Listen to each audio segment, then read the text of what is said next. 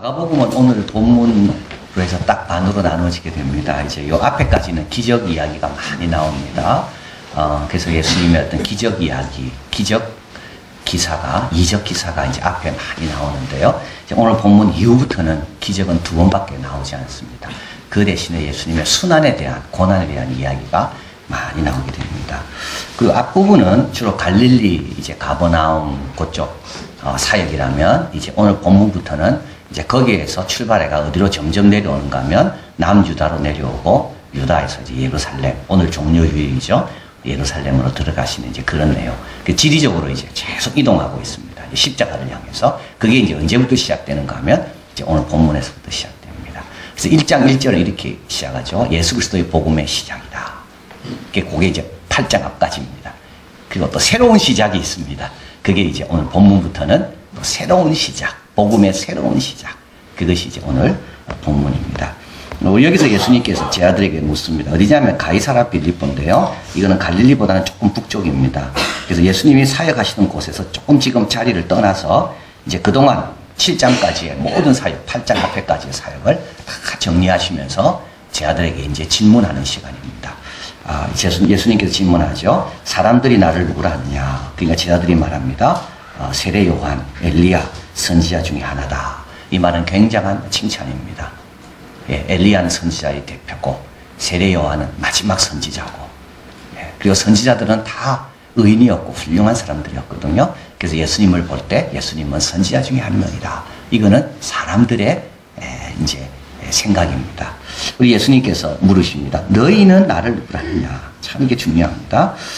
너희는 나를 누구라 하느냐. 이렇게 내 근처에서, 내 옆에서 나와 함께 지내고 내가 하는 것을 다 본 너희들은 나를 누구라 하느냐. 자, 달라야 되겠죠. 뭔가 달라야 될 겁니다.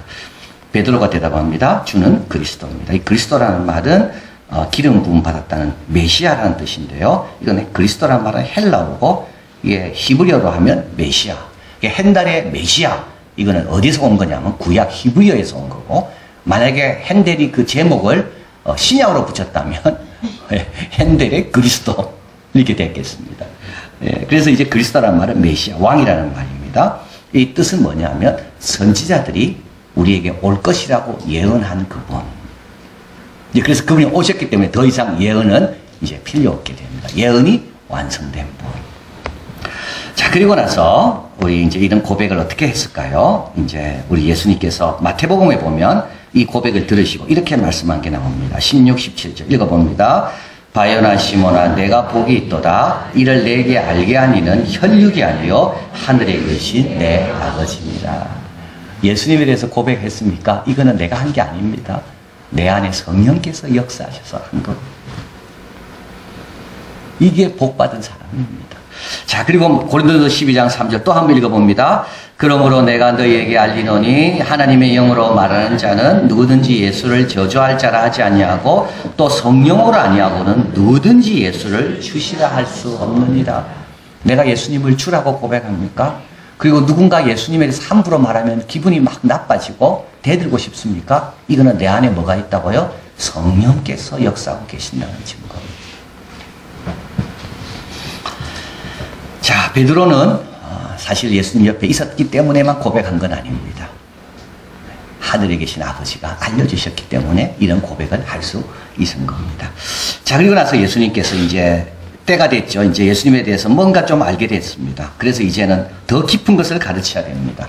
이제 깊은 데로 들어가는 거죠. 31절입니다. 인자가 많은 고난을 받고 장로들과 대제사장들과 서기관들에게 버림받아 죽임을 당하고 사흘 만에 살아날 것을 비로소 이 고백이 이제 됐기 때문에 이제는 그 다음 단계가 이제 가르칠 단계가 된 거죠. 그래서 비로소 예수님의 고난에 대해서 이제 이번에 말씀하기를 시작하시는 겁니다. 이때 베드로가 뭐라 이야기하는가 하면 32절 한번 읽어봅니다. 드러내놓고 이 말씀을 하시니 베드로가 예수를 붙들고 간합니다. 이 붙들었다는 말은 예수님을 불러서 다른 데로 모시고 갔다는 겁니다. 이 간했다는 말은 이거는 예수님을 책망했다는 말입니다. 예수님에 대한 베드로의 메시아에 대한 선이해, 이것이 예수님의 새로운 모습에 대해서 방해가 되는 겁니다. 여러분, 새로운 포도주를 담으려면 새 부대가 돼야 됩니다. 대한민국 21세기를 살아가려면 과거 방식으로 살아서는 안 됩니다. 예수님이 오셨기 때문에 이제는 뭡니까? 이제는 새로운 시대에 맞춰 살아야 됩니다. 근데 베드로는요, 메시아에 대한 이미지와 메시아에 대한 이해는요, 옛날 것이거든요. 그래서 베드로가 예수님을 붙들고, 예수님 그러면 안 됩니다. 근데 여기에 큰 모순이 있습니다. 어떤 모순이 있냐면, 베드로는 예수님을 주라고 고백했잖아요. 근데 그 주는 어떻게 해야 된다는 것을 본인이 정의하고 있습니다. 그러면 주는 자기보다 낫다는 말입니까? 여러분, 우리가 하나님이라고 고백하는 순간부터는요, 그 하나님이 어떤 일을 하고 어떤 분인가에 대해서는 그분께 맡겨야지, 내가 그거를 정의하려고 들면 그분은 내 하나님이 될 수가 없습니다. 내 정의 안에 가둬져야 되잖아요.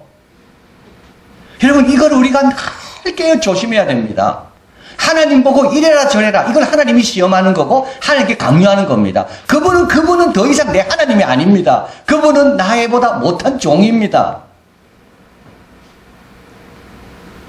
베드로는 지금 그 모습을 범하고 있죠. 주는 그리스도라고, 메시아라고, 왕이라고, 하나님의 아들이라고 고백해놓고 예수님에 대해서 이런 분이 되라고 지금 책망하고 있는 겁니다. 스티븐 슬로몬과 필립 페른백이 적은 지식의 착각에 보면 어떤 상황인지를 내가 알고 있다는 자신감은 대개 상황이 끝날 때보다 시작할 때 크다고 말합니다. 우리는 안다고 생각하고 덤벼듭니다. 그러나 실제로 상황이 끝날 때 되면 내가 너무 모르면서 안다고 했구나를 알게 된다는 거예요. 예를 듭니다. 지퍼에 대해서 얼마나 알고 있는지 1에서 7까지 적어보라고 이야기합니다. 네가 많이 알고 있으면 7, 적게 알고 있으면 1. 그래서 사람들이 체크를 했습니다. 난 지퍼에 대해서 어느 정도 안다고. 두 번째 질문입니다. 그럼 지퍼에 대해서 아는 바대로 한번 적어보라고. 별로 아는 게 없거든요. 실제 적으려면. 그리고 나서 또 질문합니다. 당신 지퍼에 대해서 아는 것이 1에서 7 중에 어느 거냐고. 처음보다는 틀림없이 낮을 겁니다. 여러분, 우리가 하나님에 대해서 안다고 생각합니까? 얼마나 기도했습니까? 얼마나 말씀을 읽었습니까? 얼마나 하나님의 역사가 일어나는 것에 대해서 다 확인해보고 점검해봤습니까? 만약에 그 질문을 한다면요, 우리는 고백할 겁니다. 나는 하나님에 대해 아는 게 너무 적습니다. 베드로도 마찬가지입니다. 그리스도에 대해서 자기가 아는 게 뭐가 있습니까?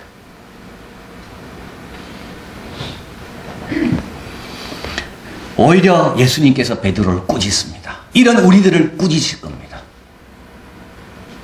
33절 예수께서 도리사 제자들을 보시며 베드로를 꾸짖습니다. 사단아 내 뒤로 물러가라. 여러분 칼 보십시오. 사단아 베드로 뒤가 아닙니다. 사단아 내 뒤로, 예수님 뒤로 물러가라는 겁니다. 네가 하나님의 일을 생각지 아니하고 도리어 사람의 일을 생각하는도다. 사단의 위치는요, 내 앞이 아니고 내 뒤입니다. 사람의 일은 내 앞이 아니라 내 뒤입니다. 내 앞에 있어야 될 것은 하나님의 일입니다. 사람의 일은 뭐냐면 안락, 안전, 현세, 자기 생명, 자기 이득입니다. 이게 앞에 오면요, 항상 이것이 우리를 이끕니다. 여러분, 내 앞에 뭐가 있냐, 그것이 나를 인도해 갑니다. 그걸 뒤로 보내야 됩니다. 위치가 잘못된 거예요. 필요 없는 게 아니죠. 다 필요합니다. 그러나 위치가 잘못된 거예요. 내 앞에는 누가 있어야 됩니까? 하나님의 일이 있어야 됩니다. 내 앞에 안전이 있습니까? 이런 사람은 늘 안전한 것만 찾아다닐 겁니다. 내 앞에 내 이득이 있습니까? 이런 사람은 늘 자기 이득만 찾아다닐 겁니다.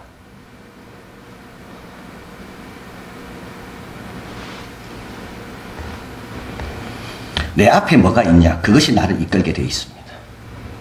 예수님께서는 뒤로 가라. 너는 내 앞에 있어야 돼. 너는 네 자리가 아니다, 여기가. 뒤로 가라. 자, 그리고 34절 한번 읽어봅니다. 무리와 제자들을 불러 이르시되 아무든지 나를 따라오려거든 자기를 부인하고 자기 십자가를 지고 나를 쫓을 것이니라. 예, 자기를 부인한다는 말은 이거는 자기를 학대하라, 자기 금욕 이런 게 아닙니다. 이거는 뭐냐 하면 더 큰 거를 생각하라는 겁니다. 더 놀라운 걸 생각하라는 겁니다. 더 귀한 게 뭔지를 생각하라는 겁니다. 그걸 생각하면요, 자기는 별거 아닌 것처럼 여겨집니다. 여러분, 더 큰 걸 생각하는 거죠. 하나님 나라를 생각하고 하나님의 사랑을 생각하고 하나님의 그 변함없는 말씀을 생각하고 더 큰 걸 생각하라는 거예요. 그러면요 상대적으로 자기 생각할 여유가 없어집니다. 이게 자기를 부인하는 겁니다. 내를 부인해야지 막 이게 아닙니다. 아주 긍정적인 겁니다. 다 큰 비전. 5년 뒤 10년 뒤를 생각해보고 20년 뒤 30년 뒤를 생각해보고 그리고 십자가를 진다는 말은 이거는 뭐냐면 무엇을 얻기 위해 져야 되는 걸 지는 게 아닙니다. 여러분 성적 올리려면 공부해야 되는 게 이건 십자가 아닙니다. 돈 벌기 위해서 일하는 건 십자가 아닙니다. 여기서 약간 십자가를 진다는 말은 뭐냐 하면 돈 벌기 위해서 일해야 됩니다. 그런데 교회 와서 봉사하라는 거예요. 이게 십자가 지는 거예요. 근데 가만히 생각해 보면요. 교회 와서 봉사합니다. 그러다 보면 그 다음부터는 뭡니까? 그게 십자가가 안 될 수가 있습니다. 근데 또 다른 십자가가 또 오겠죠. 십자가라는 것은 계속 지어야 되는구나. 십자가라는 것은 계속 만들어지는구나. 일단 내가 익숙해지고 자연스러워지면 그 안에서 살고 싶은데 주님께서 또 다른 걸 뭐 하라고 말씀할 때 그게 십자가구나. 나와 복음을 위하여 십자가를 지는 겁니다. 그게 십자가입니다. 돈 벌기 위해서 성적 올리기 위해서 공부하는 건 십자가가 아닙니다.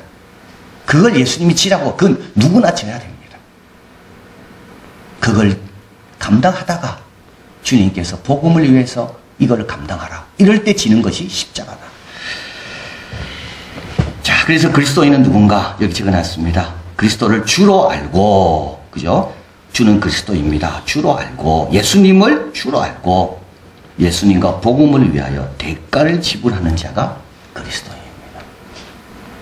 그 복음의 가치를 알기 때문에, 그 주님이 소중한지를 알기 때문에, 그분을 위하여 대가를 지불하는 것, 그가 그리스도인이다. 자, 그리고 예수님께서 35절, 37절 한번 읽어봅니다. 누구든지 제 목숨을 구원코자 하면 잃을 것이요 누구든지 나와 복음을 위하여 제 목숨을 잃으면 구원하리라. 사람이 만일 온 천하를 얻고도 제 목숨을 잃으면 무엇이 유익하리요? 사람이 무엇을 주고 제 목숨을 바꾸겠느냐? 우리 예수님은 여기서 영혼이 굉장히 중요하다는 걸 압니다. 말씀합니다. 천하보다도 중요한 게 영혼이라고 말합니다. 그런데 우리는 천하보다 중요한 영혼을 얻기 위해서 별 중요하지 않는 것을 포기할 줄 알아야 되는데 우리는 별 중요하지 않는 걸 얻기 위하여 영혼을 포기한다는 겁니다. 여러분 우리가 이런 말 많이 듣죠. 영혼을 팔지 마라. 네 양심을 위하여 영혼을 팔지 마라. 돈 몇 푼을 위하여 영혼을 팔지 마라. 바로 그 뜻입니다. 차라리 손해를 감수해라. 손해를 각오하면서 네 영혼을 지키라는 게 바로 그 뜻입니다. 우리는 이 A.B. 브루스가 이야기했습니다. 가룟 유다를 우리는 막 욕합니다. 어떻게 은 30에 네 영혼을 파냐. 차라리 은 30을 포기하고 네 영혼을 사라. 근데 우리도 이럴 때가 너무 많이 있습니다. 작은 것들을 위하여 영혼을 파는 겁니다.